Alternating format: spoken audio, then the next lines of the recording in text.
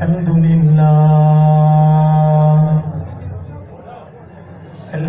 لله نحمده ونستعينه ونستغفره ونؤمن به ونتوكل عليه ونعوذ بالله من شرور أنفسنا ومن سيئات أعمالنا من يهده الله فلا مضل له ومن يضلله فلا هادي له وأشهد أن لا إله إلا الله وحده لا شريك له وأشهد أن سيدنا وسندنا وحبيبنا وشفيعنا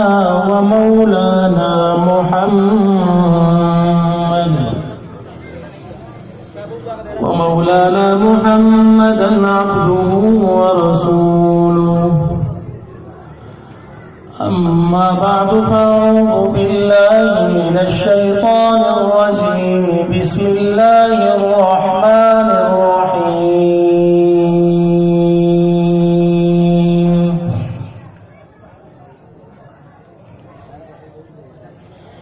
يا أيها الذين آمنوا اتقوا الله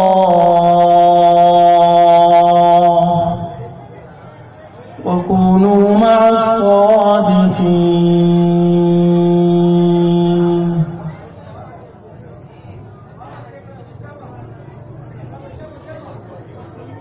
آمنت بالله صدق الله خالقنا العظيم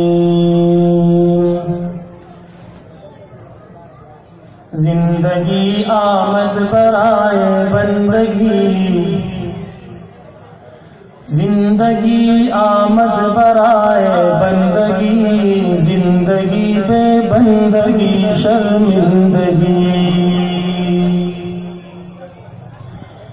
یہ قلب مبارک تجھے اے صوفی صافی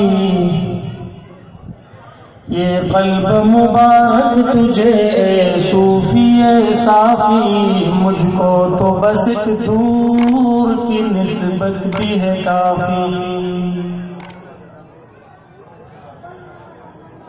تمام حضرات محبت سے درود شریف پڑھ اللہم صلی علی محمد وعلی آل محمد كما صليت على إبراهيم وعلى آل إبراهيم إنك حميد مجيد اللهم بارك على محمد وعلى آل محمد كما باركت على إبراهيم وعلى آل إبراهيم إنك حميد مجيد بزرگان محترم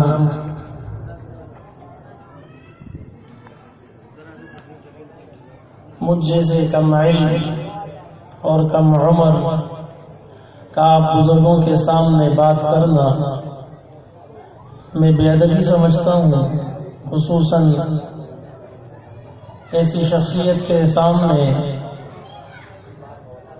جو دونوں حوالوں سے بڑی نسبت والے ہیں خاندانی نسبت میں بھی میرے بڑے ہیں روحانی نسبت میں بھی ہمارے بڑے ہیں خاندانی نسبت میں ہمارے ماموں ہیں اور روحانی نسبت میں جنہوں نے ہماری تربیت کی ہے ہمارے والد محترم رحمہ اللہ تعالی رحمتاً واسعہ وہ حضرت کے خلیفہ مجاز ہیں تو ان کے سامنے بات کرنا یہ سورج کو چراغ دکھانے کے مترادف ہے لیکن الامر فوق الادب کے تحت اور حضرت کی جب تک توجہ ہوگی ان کی توجہات کی بدولت کچھ معروضات پیش کرنے کی جسارت کروں گا۔ آج کی یہ محفل تکمیل قرآن کریم کی خوشی میں منعقد کی گئی ہے، اور بڑی سعادت کی بات ہے کہ جس کے بچے کے سینے میں اللہ اپنا کلام محفوظ کر لے۔ یہ سعادت بزور بازو نے۔ قرآن کے بارے میں تو باتیں بہت ہوئی، یہ قرآن جب دل میں آتا ہے، اور ہر دل میں یہ نہیں سماتا، یہ بچپن میں بہت جلدی دل میں آ جاتا ہے۔ اس کی وجہ یہ ہوتی ہے کہ یہ دل صاف ہوتا ہے، اور جب انسان بڑا ہو جاتا ہے تو پھر یہ قرآن کریم جلدی نہیں آتا، اس وقت تک نہیں آتا جب تک یہ دل صاف نہیں ہوتا، اور جب دل کی صفائی ہوتی ہے تو یہ قرآن کریم فوراً دل میں اتر جاتا ہے۔ امام محمد رحمہ اللہ اپنے شیخ کے پاس آئے علم حاصل کرنے کے لیے۔ امام صاحب رحمہ اللہ، امام اعظم ابو حنیفہ رحمہ اللہ نے فرمایا کہ بیٹا قرآن کریم حفظ کیا ہے؟ عرض کیا کہ نہیں، حفظ تو نہیں کیا۔ کہا کہ جاؤ، علم حاصل کرنے کے لیے قرآن کریم کا حفظ ضروری ہے، وہاں سے مسائل کا استنباط ہوگا، لہٰذا آپ قرآن کریم حفظ کر کے آئے۔ وہ چند دنوں کے بعد واپس آئے تو امام صاحب نے کہا کہ میں نے آپ کو کہا نہیں تھا کہ قرآن حفظ کر کے آؤ۔ وہ واپس آئے اور کہا کہ حضرت میں قرآن کریم حفظ کر کے آ چکا ہوں۔ توجہات ہوتی ہے اللہ والوں کی، ان کی نظر ہوتی ہے۔ امام ابو حنیفہ رحمہ اللہ کی ایک نظر ان کے لیے کافی ہو گئی۔ اور آج کی مجلس کی رونق میں مزید اضافہ ہوا کہ آپ کے علاقے میں اور آپ کی اس تقریب میں حضرت اقدس حضرت مولانا مفتی سعید الرحمان صاحب نقشبندی مجددی دامت برکاتہم العالیہ، اللہ تبارک و تعالی ان کے عمر میں، عمل میں اور اخلاص میں، تقوی میں، للہیت میں خوب برکتیں عطا فرمائیں، اور ان کا سایہ تادیر ہمارے سروں پر قائم اور دائم رکھیں۔ یہ ہمارے لیے اور آپ سب کے لیے سعادت کی بات۔ ایسے اللہ والوں کے ساتھ اٹھنا بیٹھنا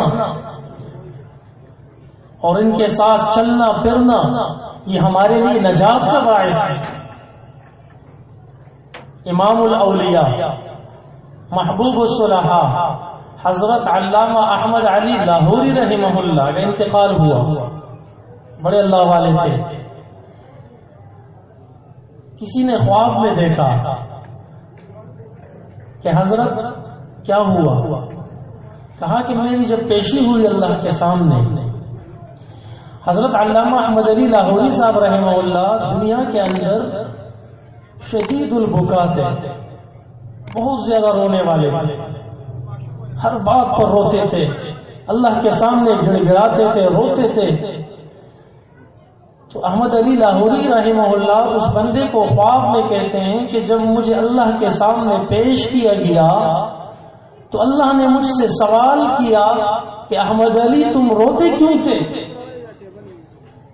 کہتے میں پھر رونے لگا، میں اس لیے رونے لگا کہ من نوقش فی الحساب فقد عذب، یہ تو ہم نے سنا تھا کہ جو حساب میں اس سے تفتیش کی گئی، پوچھ گچھ شروع ہو گئی، حساب و کتاب شروع ہوا، وہ تو پکڑا گیا، عذاب میں مبتلا ہوا۔ تو میں نے یہ سوچا کہ اللہ نے مجھ سے سوالات کا سلسلہ شروع کیا ہے، میں تو پکڑا گیا۔ کہتے اللہ نے کہا احمد علی آج تیرے رونے کا دن نہیں ہے، آج تیرے مسکرانے کا دن ہے، خوشی منانے کا دن ہے، آج تیرے لیے انعام کا دن ہے، آج ہم نے تیری بھی مغفرت کر دی، اور جس قبرستان میں تیری تدفین ہوئی تھی اس تمام قبرستان والوں کی مغفرت کر دی۔ ایک اللہ والے کی وجہ سے پورے قبرستان کے مردوں کی اللہ نے مغفرت کر دی۔ ان کا اللہ سے تعلق ہوتا ہے، وہ ڈائریکٹ اور بلا واسطہ ایک تعلق ہوتا ہے، پھر اللہ ان کی بھی لاج رکھتے ہیں، اللہ ان کی بھی مانتے ہیں۔ ایک بہت بڑے اللہ والے تھے، وہ ہر سال حج پہ جایا کرتے تھے۔ ایک سال ان کا ویزا نہیں لگا، وہ مسجد میں بیٹھے فجر سے پہلے اللہ سے مناجات کر رہے تھے اور وجد میں آئے اور کہا کہ اللہ اس سال نہیں بلانا ہے نا، مت بلائیے، میں بھی نہیں آتا۔ کہا میں بھی نہیں آتا اس سال، آپ نہیں بلاتے ہیں، میں بھی آپ سے ناراض ہوں۔ وہ اس مقام تک پہنچے تھے، وہ اللہ سے کہتے ہیں کہ اللہ آپ مجھے نہیں بلاتے ہیں، میں بھی نہیں آتا، میں آپ سے ناراض ہوں۔ کہتے ہیں اسی دن ان کا ویزا لگا اور اگلے دن ان کا ٹکٹ آیا اور وہ چلے گئے، اللہ نے بلا لیا۔ اللہ والوں کی مجلسوں میں جانا، ان کے ساتھ بیٹھنا، اس کا اثر ہماری اولادوں پر ہوگا۔ جو اللہ والوں سے محبت کرتا ہے، اللہ ان کی اولادوں میں اولیاء اللہ پیدا کرتا ہے۔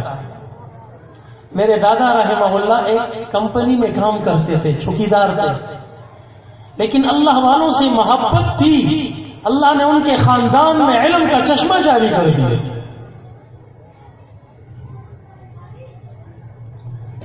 اور یہ اللہ والے جب ان کی زبان سے ایک لفظ اللہ ادا ہوتا ہے، وہ زبان سے نہیں، وہ دل سے ادا ہوتا ہے، وہ دل پہ محنت کی ہوئی ہوتی ہے۔ جب ان کے دل کی ترجمانی کرتے ہوئے ان کی زبان پہ لفظ اللہ جاری ہوتا ہے، وہ جن کی کانوں میں پڑتا ہے، اللہ ان کے دلوں میں ان کی محبت ڈال دیتا ہے۔ ہندوستان کے اندر ایک بہت بڑے اللہ والے تھے، اس وقت انگریز کی حکومت تھی، ان پر کسی نے مقدمہ کر دیا کہ یہ زبردستی لوگوں کو مسلمان کرتے ہیں۔ انگریز جج نے ان کو بلایا اور کہا کہ آپ کے بارے میں خبر آئی ہے کہ آپ لوگوں کو زبردستی مسلمان کر رہے ہیں، اپنے مذہب میں داخل کر رہے ہیں، اس کی اجازت نہیں ہے۔ انہوں نے کہا کہ میں نے آج تک کسی کو زبردستی مسلمان نہیں کیا۔ کہا کہ اس عدالت میں کتنے لوگ کھڑے ہیں غیر مسلم؟ ہندو کھڑے تھے۔ ایک ہندو کی جانب دیکھا اور کہا کہ اللہ، انگلی کا اشارہ کیا اور اللہ کا لفظ ادا کیا، وہ مچلنے لگا۔ اس نے کہا کہ مجھے کلمہ پڑھوائے۔ دوسری کی جانب دیکھا اور کہا کہ اللہ، وہ بھی مسلمان ہو گیا۔ انگریز جج نے کہا کہ بس اس کو یہاں سے نکال دو، عن قریب ہی اگر اس نے میری طرف دیکھا اور یہ لفظ اللہ کہا تو میں بھی مسلمان ہو جاؤں گا۔ تو وہ دل سے لفظ اللہ نکلتا تھا، وہ دل کی ترجمانی ہوا کرتی تھی۔ ایسے اللہ والوں کی صحبت میں بیٹھیں گے تو ہماری زندگی بن جائے گی، ہماری اولاد نیک اور صالح بنیں گے، ہماری اولاد قرآن کے حافظ ہوں گے، عالم ہوں گے، محدث ہوں گے، فقیہ ہوں گے، اللہ والے ہوں گے۔ اور کل جب ہم دنیا میں نہیں ہوں گے، دنیا سے چلے جائیں گے، یہی اولاد ہمارے کام آئے۔ ہمارے والد صاحب رحمہ اللہ نے اسی مجلس میں، حضرت کی مجلس میں بیان فرمایا اور فرمایا کہ اذا مات الانسان انقطع عنه عمله الا ثلاث، کہ نبی کریم صلی اللہ علیہ وسلم نے فرمایا کہ جب انسان دنیا سے چلا جاتا ہے، اعمال کا سلسلہ رک جاتا ہے، تین چیزیں ایسی ہیں جس کا اجر و ثواب مرنے کے بعد بھی ملتا ہے، تو اس میں ایک نیک اولاد بھی ہے۔ پھر والد صاحب فرماتے تھے، اس مجلس میں یہ دعا اور ریکارڈنگ ہے، کہا کہ اللہ ہم سب کو یہ توفیق دے، اللہ ہم سب کو یہ توفیق دے کہ ہم دنیا سے جب جائیں تو یہ تینوں باتیں ہمارے اندر موجود ہوں۔ یہ کب ہوں گی؟ یہ تب ہوں گی جب اللہ والوں سے محبت ہوگی، عقیدت ہوگی، ادب ہوگا، احترام ہوگا، ان کے ساتھ نسبت ہوگی، قلبی لگاؤ ہوگا، پھر اس کا اثر ہماری اولاد میں ظاہر ہوگا، ہماری نسلوں میں ظاہر ہوگا، ہماری پشتوں میں ظاہر ہوگا۔ آج حضرت کے والد صاحب رحمہ اللہ، ہمارے نانا رحمہ اللہ عالم نہیں تھے، اللہ والوں سے محبت تھی، وہ بھی ہمارے والد صاحب کے پاس آیا کرتے تھے۔ آج دیکھیں ان کے خاندان میں اللہ نے علم و تقوی کا چشمہ جاری کر دیا اور کتنا فیض جاری ہے۔ آج قبر میں ان کی خوشی کی انتہا نہیں ہو۔ تو اللہ والوں کی محبت کا اثر اولاد کے اندر ظاہر ہوتا ہے، اور جب اللہ والوں کے ساتھ نسبت ہوگی، تعلق ہوگا، ہماری زندگی بنے گی، اور جس طرح ہماری زندگی ہوگی موت بھی اسی طرح آئے گی۔ جیسے زندگی ہوگی ویسے موت بھی ہوگی۔ جب ایک آدمی ساری زندگی اللہ اللہ کرتا ہے، ساری زندگی لا الہ الا اللہ پڑھتا ہے، تو موت کے وقت بھی ان کی زبان پہ یہ جاری ہوتا ہے۔ ایک بہت بڑے محدث گزرے ہیں، جب ان کی موت کا وقت قریب آیا، اتنے بڑے محدث تھے، ان کو 7 لاکھ احادیث سند کے ساتھ یاد، تو سارے شاگرد ان کے جمع ہوئے۔ اب شاگرد میں ایک شاگرد نے کہا کہ یہ تو ہمارے شیخ ہیں، یہ ہمیں سکھایا کرتے تھے کہ جب کوئی قریب المرگ ہو تو انہیں موت کی تلقین کرو اور ان کو کلمے کی تلقین کرو، یہ تو ہمارے شیخ ہیں، ہم ان کو کیسے کلمے کی تلقین کریں، ان کو کیا کہیں کہ حضرت کلمہ پڑھے، یا ان کے سامنے کیسے تلقین کریں؟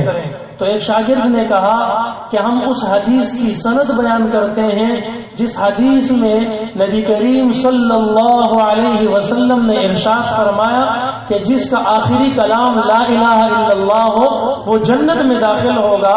تو ایک شاگرد نے سند شروع کر دی، اپنی سند، کہ میں نے اپنے استاد سے سنا، انہوں نے فلاں سے سنا۔ جب استاد کے کانوں میں یہ آواز پڑی قریب المرگ ہے، نزع کا عالم ہے، روح نکل رہی ہے، جب شیخ نے یہ سنا، شیخ نے اپنی سند بیان کرنا شروع کی کہ میں نے یہ حدیث فلاں سے سنی ہے، انہیں فلاں سے سنی ہے، انہوں نے فلاں سے سنی ہے، انہوں نے فلاں سے سنی۔ چلتے چلتے کہا کہ انہوں نے، اس صحابی نے نبی کریم صلی اللہ علیہ وسلم سے سنی، اور نبی کریم صلی اللہ علیہ وسلم نے فرمایا من کان آخر کلامہ لا الہ الا اللہ، اتنا کہنا تھا کہ ان کی روح پرواز کر گئی۔ حدیث کا آخری ٹکڑا دخل الجنہ بھی نہیں فرمایا، کیونکہ اگر دخل الجنہ فرماتے تو ان کا آخری کلام دخل الجنہ ہوتا۔ اللہ نے ان کی زبان پر لا الہ الا اللہ جاری فرمایا اور ان کی روح پرواز کر گئی۔ ان کی ساری زندگی اللہ اللہ کرتے گزر گئی، موت کے وقت بھی اللہ اللہ کرتے۔ حضرت والد صاحب رحمہ اللہ جب قریب المرگ اور نزع کا عالم تھا، ہمارے بڑے بھائی مولانا سلام اللہ صاحب کلمے کی تلقین کر رہے تھے، وہ پڑھتے تھے لا الہ الا اللہ، والد صاحب مسلسل لگے ہوئے تھے لا الہ الا اللہ لا الہ الا اللہ، جذبے کے ساتھ پڑھ رہے تھے، اور ان کی ہمت نہیں ہو رہی تھی، لیکن ہمت کر رہے تھے اور زور سے پڑھ رہے تھے۔ پھر جب ہمت تھوڑی کمزور ہوئی پھر الا اللہ الا اللہ الا اللہ، اور پھر مرتے دم تک اللہ اللہ اللہ کرتے رہے اور ان کی روح پرواز۔ کیا وجہ تھی؟ جن کی ساری زندگی اللہ والوں کی صحبت میں گزری ہو، جن کی ساری زندگی قال اللہ قال رسول میں گزری ہو، جن کی صبح اور شام اللہ اللہ کرتے گزری ہو، تو موت کے وقت بھی ان کی زبان پر یہ کلمہ جاری ہوتا ہے۔ اور اس کا بہت بڑا فائدہ، آخری بات کر کے ختم کرتا ہوں، اس کا بہت بڑا فائدہ یہ بھی ہے کہ جب موت کا وقت قریب آتا ہے تو ان اللہ والوں کو اللہ موت سے پہلے ہی بتا دیتا ہے، موت سے پہلے ان کو پتہ چل جاتا ہے کہ میری موت کا وقت قریب آ گیا۔ اور یہ بات یاد رکھیں، ولایت کا تعلق بڑھاپے سے نہیں ہے، ولایت کا تعلق سفید داڑھی سے نہیں ہے، ولایت اللہ تعالیٰ جوانی میں بھی دے دیتے ہیں، ولایت اللہ تعالیٰ جس کو چاہتے ہیں، جو اللہ کے جتنا قریب ہوتا ہے اتنا اللہ اپنی ولایت عطا کرتا ہے۔ ایک نوجوان تھے، اللہ نے ان کو ولایت کے اعلیٰ درجے پر فائز کیا، اور اللہ نے ان کو اپنے قریب کر دیا تھا۔ جب قریب المرگ ہوئے تو علاقے میں اس محلے میں ایک غسل دینے والے تھے جو میتوں کو غسل دیا کرتے تھے۔ یہ شخص، یہ جوان آدمی خود چل کر جاتا ہے اور اس سے کہتا ہے کہ سنا ہے آپ مردوں کو غسل دیتے ہیں؟ انہوں نے کہا کہ ہاں۔